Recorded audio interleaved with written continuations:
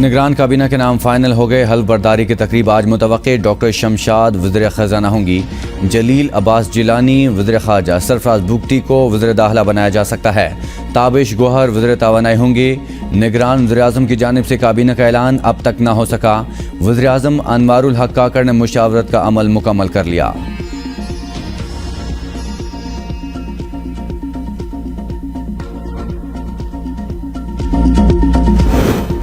Election commission کا اہم اجلاس آج ہوگا، اجلاس میں حلقہ بندیوں سے متعلق حتمی فیصلہ متوقع۔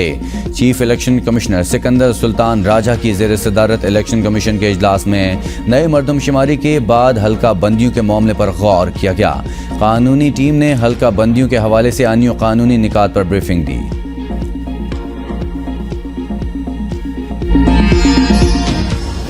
چیئرمین پی ٹی آئی کے خلاف سائفر کی گمشدگی کا مقدمہ درج۔ سائفر گمشدگی کے معاملے پر جے آئی ٹی ممبران نے چیئرمین پی ٹی آئی سے اٹک جیل میں پوچھ گچھ بھی کی۔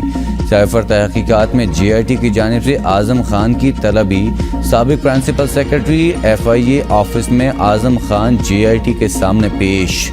جے آئی ٹی کی جانب سے اعظم خان سے سائفر معاملات پر سوالات پوچھے۔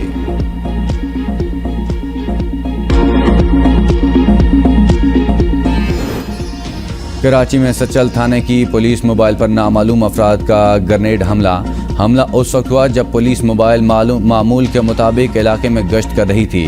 حملے میں 3 جوان شدید زخمی۔ عینی شاہدین کے مطابق حملہ آور موٹر سائیکل پر سوار تھے اور ماسک پہنا ہوا تھا۔ زخمیوں کو قریبی ہسپتال منتقل کر دیا گیا۔ نامعلوم حملہ آور اندھیرے کا فائدہ اٹھاتے ہوئے فرار۔ پولیس، رینجرز اور باقی قانون نافذ کرنے والے ادارے موقع پر پہنچ گئے۔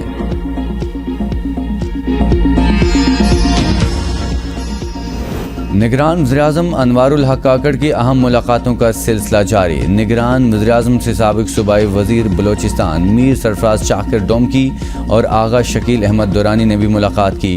وزیراعظم سے ان کے آبائی علاقے کان متھرزئی کے عمائدین کے وفد کی بھی ملاقات۔ سعودی عرب، متحدہ عرب امارات کے سفراء اور دیگر کی بھی نگران وزیراعظم سے ملاقاتیں۔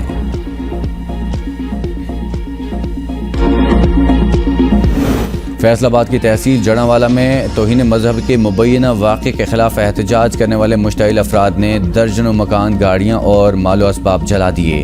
ڈپٹی کمشنر کے مطابق جڑاوالا میں کشیدہ صورتحال کے پیش نظر دفعہ 144 نافذ کر دی گئی۔ نگران وزیراعظم انوار الحق کاکڑ نے جڑاوالا میں اقلیتوں کی املاک پر حملوں کے واقعے کا نوٹس لیتے ہوئے ملوث ملزمان کی فوری گرفتاری کی ہدایت جاری کر دی۔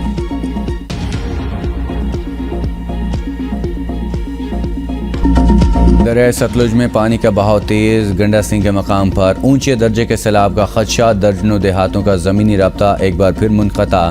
سیلاب متاثرین اپنی مدد آپ کے تحت مقامی کشتیوں میں بغیر حفاظتی انتظامات محفوظ مقامات پر منتقل ہونے پر مجبور۔ منگلا ڈیم میں پانی ذخیرہ کرنے کی گنجائش صرف 1-2 فٹ رہ گئی۔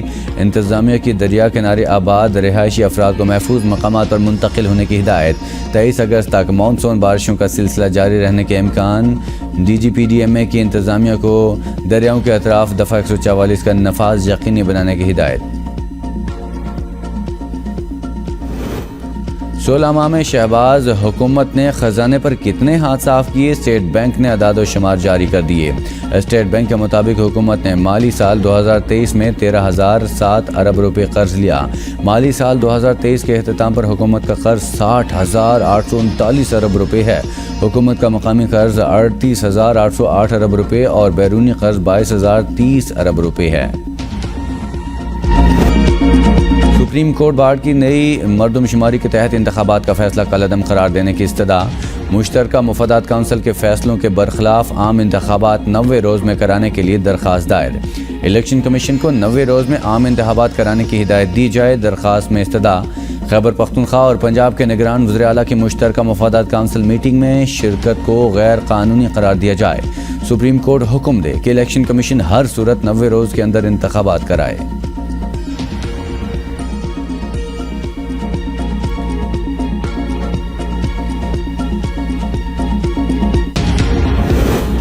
پاکستان تحریک انصاف کے وائس چیئرمین مخدوم شاہ محمود قریشی کا نگران وزیراعظم انوار الحق کاکڑ کو خط، کہا ہم انتخابات 90 روز میں کرائے جائیں۔ مشترکہ مفادات کونسل کے فیصلے کے بعد نئی حلقہ بندیوں کے معاملے سے انتخابات کے التوا کا بہانہ ہرگز نہیں بنایا جا سکتا۔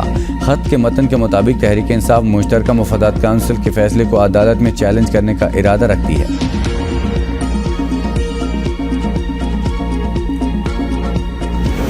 وزیر اعلیٰ بلوچستان میر عبدالقدوس بزنجو نے نگران وزیر اعلیٰ کی نامزدگی کے لیے پارلیمانی کمیٹی کے اراکین کے نام فائنل کر دیے۔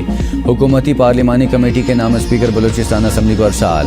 پارلیمانی کمیٹی میں وزیر اعلیٰ میر عبدالقدوس بزنجو، سردار عبدالرحمان کیتران اور زمر خان اچکزئی شامل۔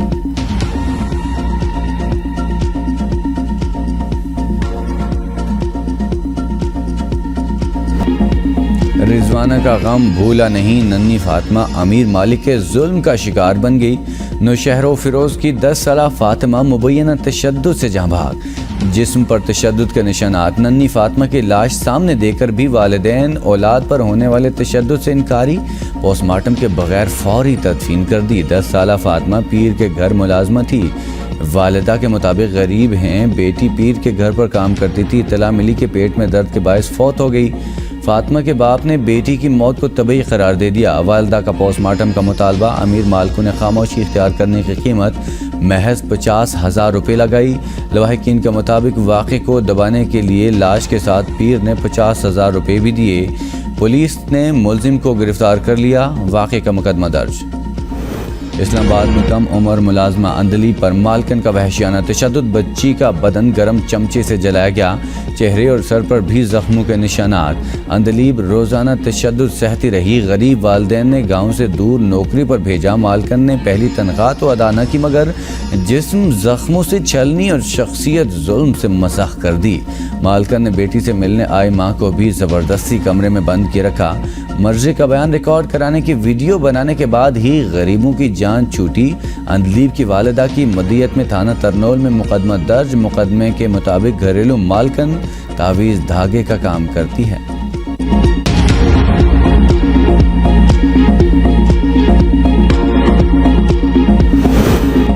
تشدد کا شکار گھریلو ملازمہ رضوانہ میں زندگی کی رمق پیدا ہو گئی۔ رضوانہ کی پہلی پلاسٹک سرجری کر دی گئی۔ رضوانہ کے دونوں گالوں اور آنکھ کے زخم کی گرافٹنگ کی گئی۔ رضوانہ کے سر اور کمر کے زخموں کی ڈریسنگ بھی کی گئی۔ ڈاکٹرز کے مطابق رضوانہ کے پلیٹلیٹس اور خون کی مقدار بہتر ہو چکی، لیکن رضوانہ مکمل طور پر صحت یاب نہ ہوئی۔